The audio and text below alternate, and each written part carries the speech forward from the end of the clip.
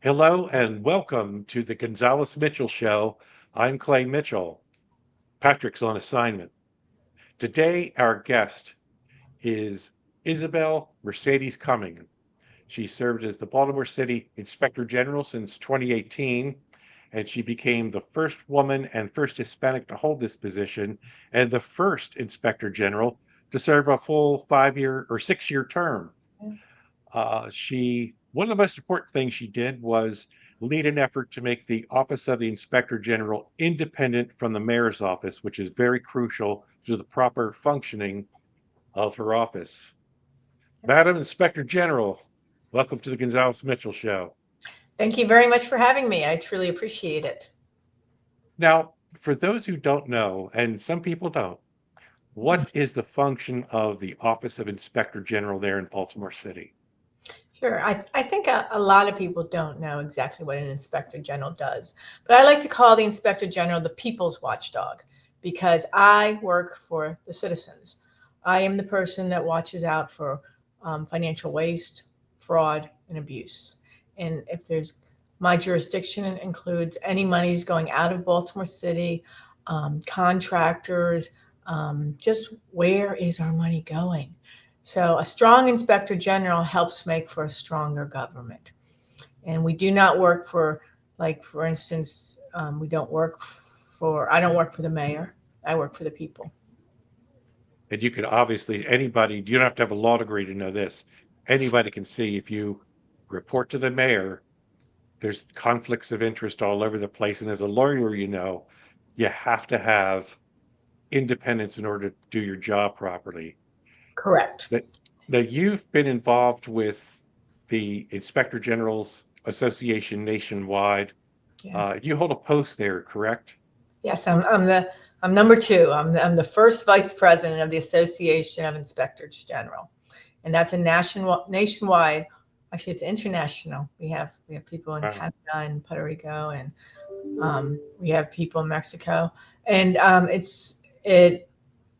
it over helps inspector generals get certified. To become a certified inspector general, we have categories of certified investigators, certified counsels, certified evaluators. So it's a in the world of inspector generals, it also helps us adhere to our green book, which is our standards, and it also helps us and promotes peer reviews, which is where members of this group travel all over the United States to do a peer review. So when people say, "Oh, you really don't work for anybody," so who's really evaluating who's watching the watchdog? We all Mhm. have accountability. Well, that would be my association in that they have an independent group that just evaluates and makes sure that we are following the proper standards to have a strong Office of the Inspector General. That's good to know. That's interesting. I remember, as I told you earlier, I was chairman of the Board of Appeals at Department of Labor going back to 1994, and it was a constant battle to keep the independence of the board. Uh, Mr. Department of Labor, you are a party that appears before us. We're not another office down the hall. And same with you, Yeah. Mr. Mayor. We're not just another office down the hall. We're not accountable to you. We're accountable to the people. And I think that is the cornerstone of any viable inspector general's office. It really is, and it was set up incorrectly here in Baltimore when when when the law took place, which was in 2018 when I started.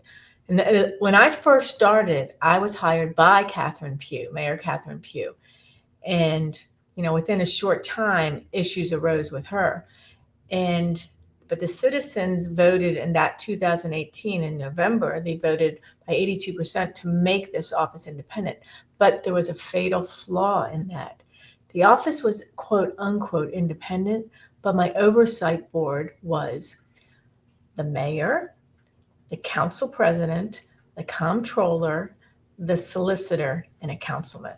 So my oversight board was a completely made up of politicians. That is one of the worst. In fact, it was considered the worst setup for an inspector general's office in the United States of America. So my board never met. It never met for for 3 or 4 years, because quote unquote, I was doing such a good job. But then came the Marilyn Mosby case. And when I did, I was asked, Marilyn Mosby asked the Office of the Inspector General to investigate her. And as a result of that, it was an 8-month investigation.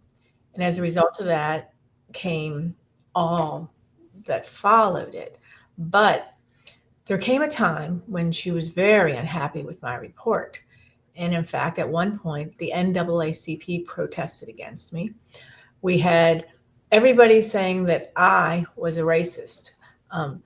Actually, one person, I keep this mug on my desk, which because he said that I was beguiling, deceptive, and downright sneaky.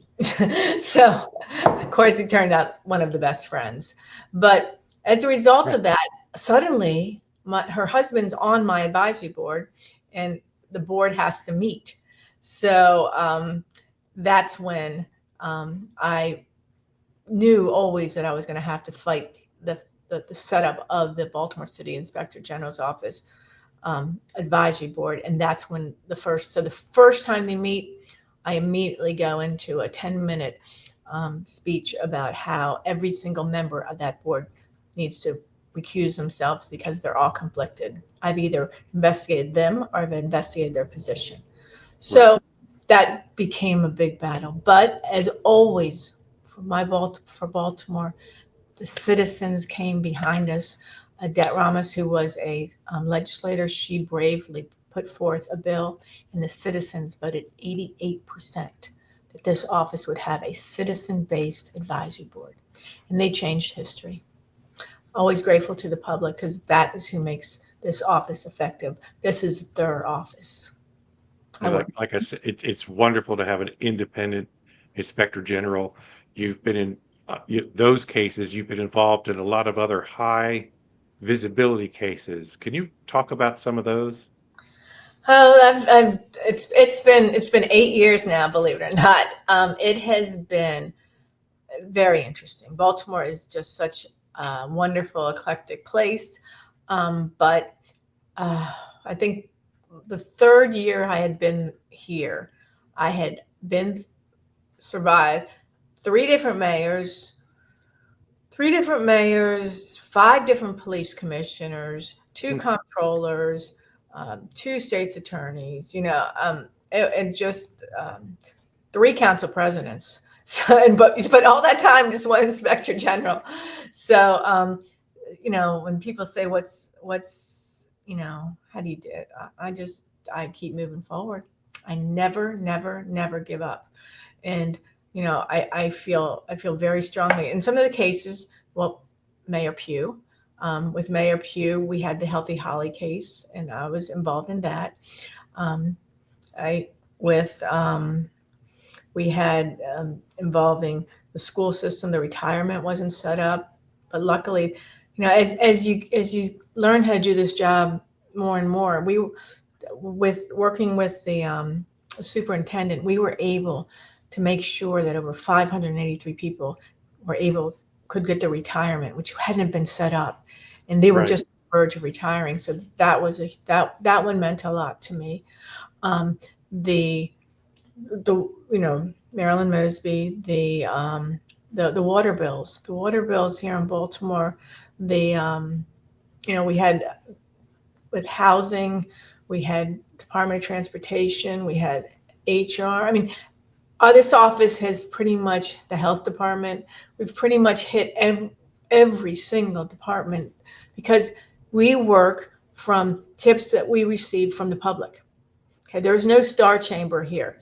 I work for the public, so I get the tips from the public, and that's the way we move.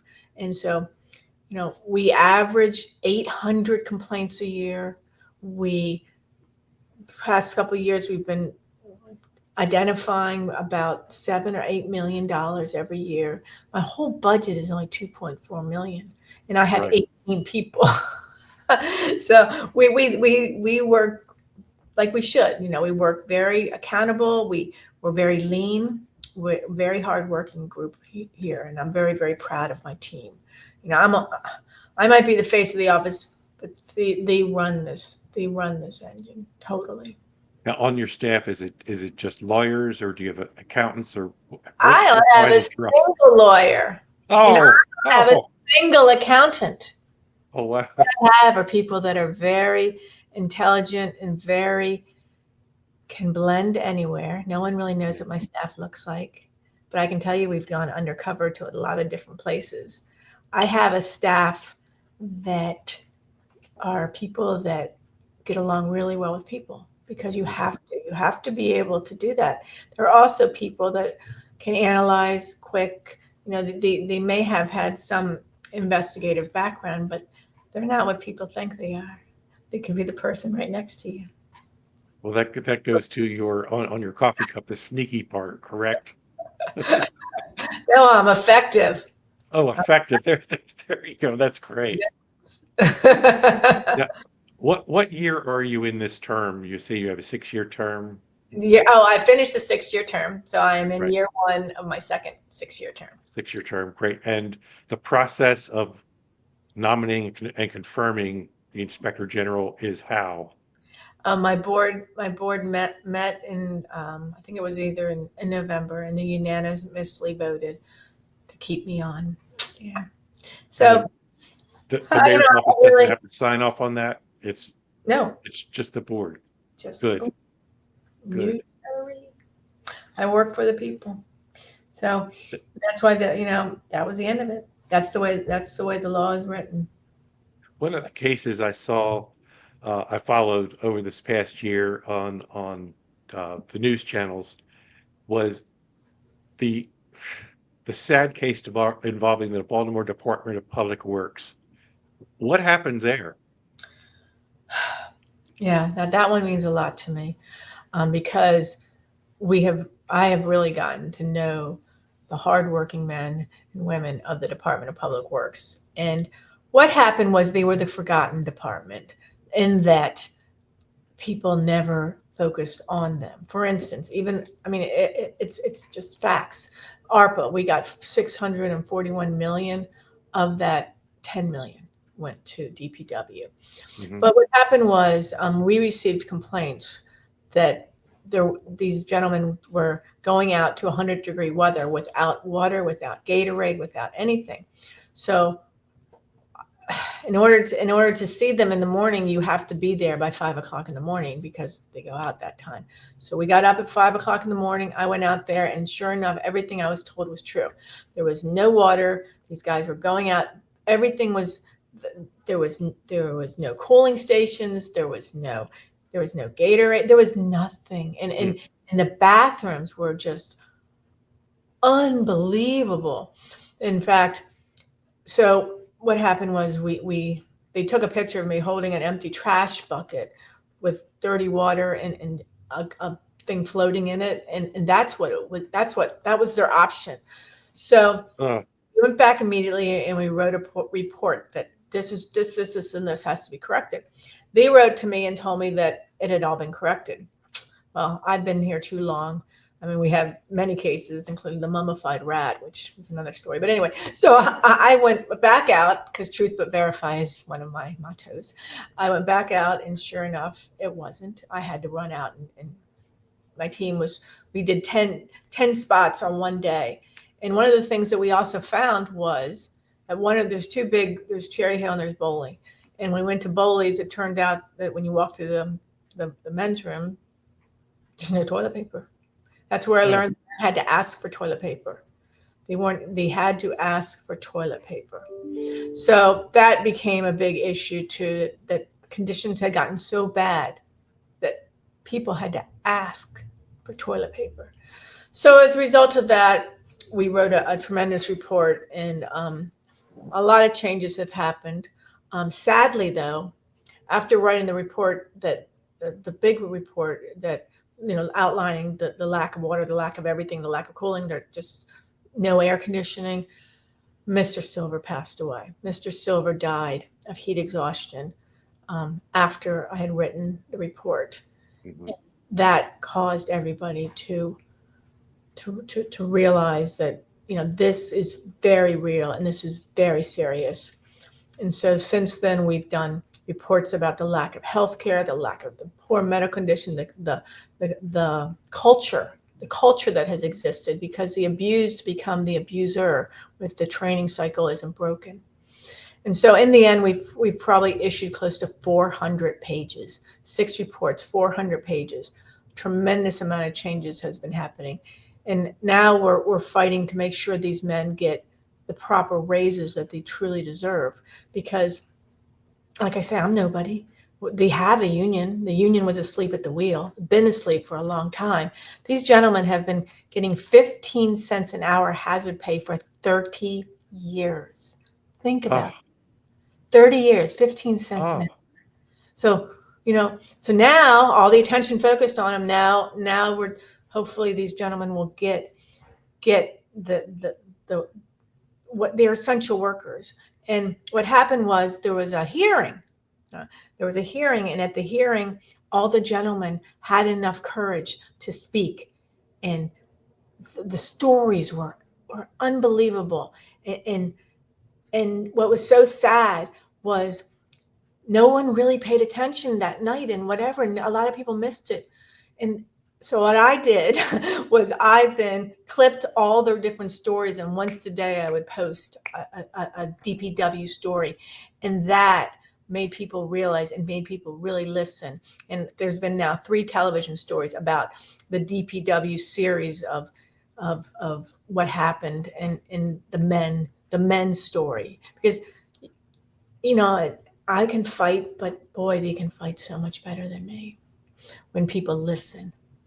and So, people think, and it's a wrong perception that, oh, these are just these workers out there, and nobody cared whether they had water or toilet paper and all that, but they actually perform a very important public service uh, to the city. Without them, where would the city be? And to hear that they only got the 15 cents is beyond the pale. That's incredible. That and really is. what's interesting is the people of Baltimore do care deeply. They actually weren't aware. They weren't aware that it had gotten this bad, because when the public found out how bad it was, they started reaching out, and they started, you know, these stories have been retweeted by so many good people. I mean, Lacey DaCosta, the Ravens general manager's wife, she repeats them. So people care deeply. So what somehow it got lost, and the fact that this city would fall to its knees in 2 weeks if trash wasn't picked up, maybe even one. So Yeah. when you call them essential, they are such essential workers. It's just people weren't listening. They That didn't that's have for them. that's just sad is the word. And if it wasn't for an independent inspector general's office that could put the word out and investigate it, it'd still be going on. And those poor souls would work in squalor. It's a sin and a shame. They were making 30, it started out at $38,000. We had gentlemen testifying that they couldn't buy eggs, at one point, at which point one of the council people walked out. So, I mean, I think that it's incredibly important that the public realizes this is happening, and to make sure that they tell the electeds that, this has got to be a priority for our city. You know, the rest of the stuff can be fluff, but honestly, the roads, the sanitation, I mean, that is the most important thing. And it's actually been proven that, the biggest leaps in why people have longer lives is because of sanitation. It's not because of health, and there's been changes in there, but actually the fact that we don't have rats running around, and that sanitation has changed so much, that's what's made the biggest impact in our lives. And we have got to realize what the priority is. you know that's where our I, tax dollars need to go, to help make sure we keep this and make it I better. wrote it. I wrote about a week ago. I start to see Baltimore maybe taking a turn for the better, and I think that's several factors. Ivan Bates. is working with Right. the Attorney General's or the U.S. Attorney's Office. Right. And we have your office out there taking a look around and changing the culture of, I want to say the word corruption in the city and bringing it back to, I want to say it's glory days back when we were growing up in the 1900s. But kudos to you for doing a good job. Uh, where do you see your office? I would not be. I'm nothing without them. I'm Yeah. just nobody. Mm. Where do you see your office going from this point on? I know you're going to have other investigations, but are Yeah. there other things uh, you Well, could be that involved with?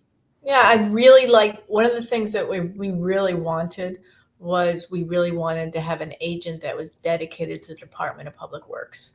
I mean, it's the largest city, and to be really successful and to be effective, and you have to have a trust factor, and to have an agent, especially assigned to this to work with, because the men and women of DPW are the ones that pointed us in the right direction of how to implement change.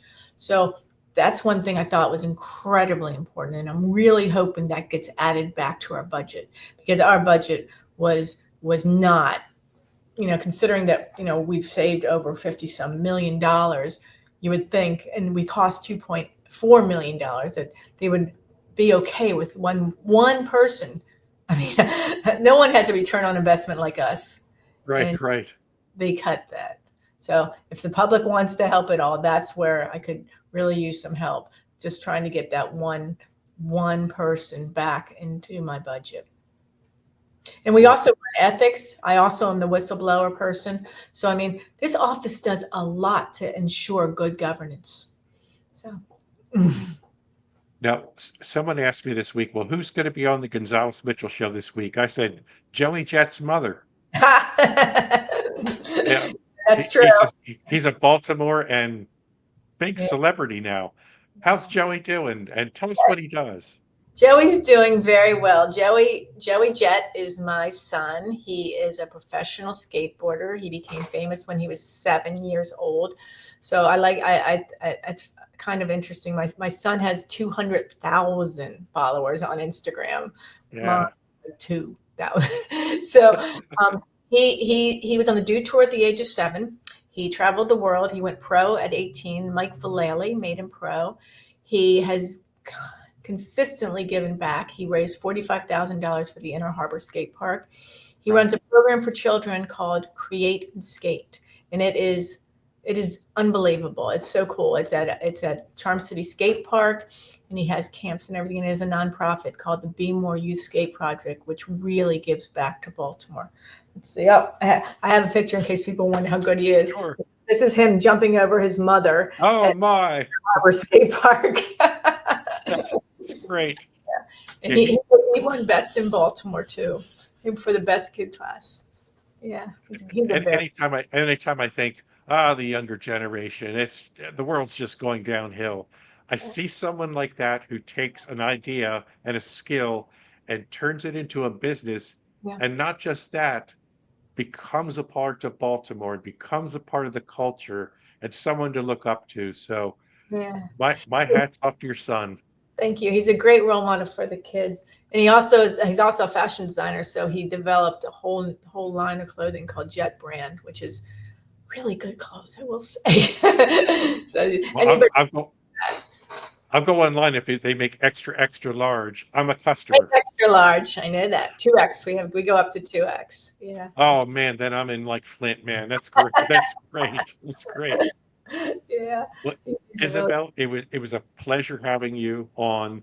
I want to have you back on to talk about any new cases that you've concluded or investigations that you have. Everybody's been watching your reports on the TV news. You're out there, you're visible, and you're keeping constituents and taxpayers up to date on what you're doing. And I could tell you, I appreciate everything you do.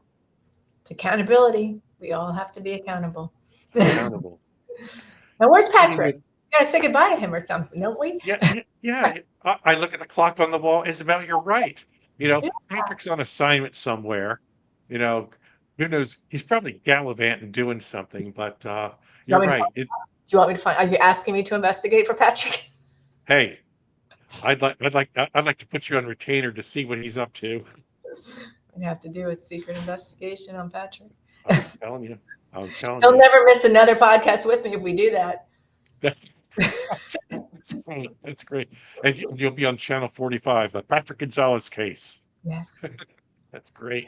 Patrick. Well, you're right. It's now reached the time of the show where I'm sorry. We want to have you back on update cases, but for today, it's time to say goodbye, Patrick. Goodbye, Patrick. I'll be looking for you. Goodbye, Patrick, wherever you are. Isabel, Madam Inspector General, I appreciate you being on today. Thank you so much. Thank you. Thank you very much. And thanks to the public for making this office what it is.